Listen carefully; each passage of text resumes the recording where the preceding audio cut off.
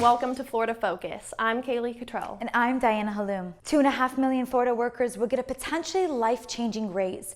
Reporter Alexandra Rodriguez explains what happens now that voters passed Amendment 2. Amendment 2 being passed means that the minimum wage will gradually increase to $15 an hour by 2026. Right now, the current wage in Florida is $8.56. Florida Policy Institute estimates that more than 1 million Florida families will be lifted out of poverty once this goes into effect.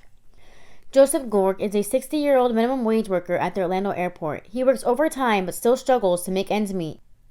With the minimum wage rising in Florida, Gorg will now be able to start saving for retirement. Now I want to be able to help myself and my kids and my grandkids. That's what it's all about. Even though $15 an hour is a higher pay rate, it is still not enough to represent a living wage.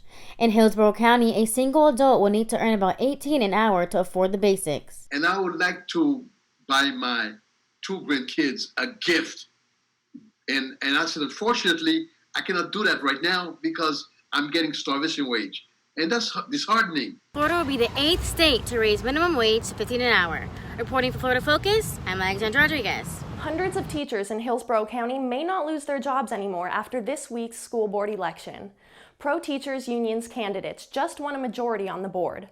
The new school board is expected to work more cooperatively with teacher unions. With more union members being on the board, I think there's probably going to be some pushes and some shoves because they are very student-friendly and very teacher-friendly. Protests erupted last month when the superintendent warned that over 670 jobs would be cut. He blamed the pandemic on low student enrollment and a $72 million budget deficit. Several Tampa Bay counties are meeting today to discuss a new pilot program they tested this week to make it easier for people with disabilities to vote. The pandemic added more hurdles for disabled people to cast their ballot, but some new technology is helping ensure that their voices are heard.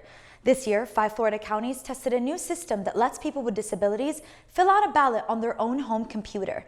Counties also implemented 3 different types of accessible voting machines in polling places. Thank you for watching Florida Focus. Have a great evening.